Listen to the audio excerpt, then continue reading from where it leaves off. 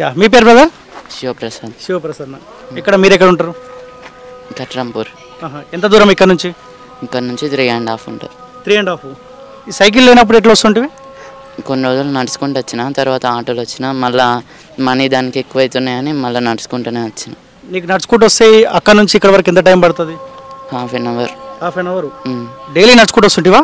Daily నడుచుకుంటూ వస్తుంది. అంటే 6th క్లాస్ నుంచి ఇక్కడ నన్ను 8th నుంచి. 8th నుంచి. అంతకుముందుకు 8th 7th 6th ఎక్కడ చదువుకున్నావు? ప్రైవేట్ స్కూల్ అంటే అది వేరే అటు సైడ్ కట్రంపూర్. ఎందుకు మరి ప్రైవేట్ నుంచి ఇక్కడ గవర్నమెంట్కి ఎందుకు వచ్చినావు? అక్కడ హై ప్రైజెస్ ఉన్నాయి కాబట్టి ఇక్కడికి వచ్చిన.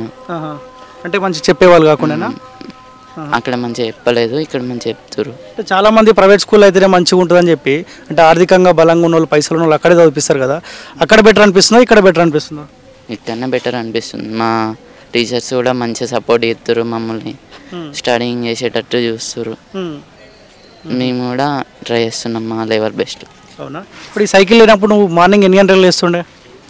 మార్నింగ్ 6కి లేస్తే రెడీ అవన్నీ వరకు 7 అవుతుంది. 7కి 7:30 8 వరకు బయలుదేరితే ఇక్కడికి వచ్చే వరకు 8:40 అవుతుంది. బాబా 1 అవర్ పడుతుండేనా? 1 అవర్. ఇప్పుడు ఎంత టైం పడుతుంది సైకిల్ మీద?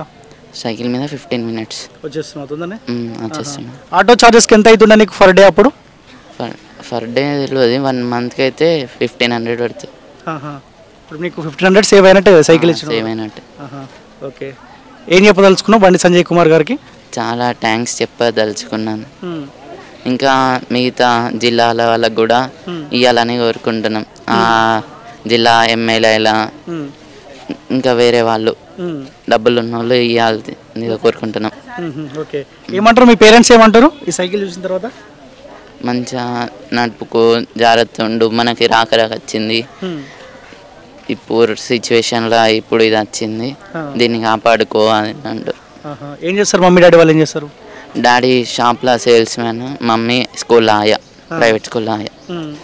మీరు అడుగుతుండే మమ్మీ డాడీకి సైకిల్ కొనియండి నాకు అని అడుగుతుండేగా? అడుగుతుండే. అంటే నడుచుకుంటూ వచ్చి వెళ్ళే బదులు దానికి 1500 పెట్టే బదులు సెకండ్ హ్యాండ్లో ఏదైనా కొని ఏమన్నా అడుగుతుండే సైకిల్.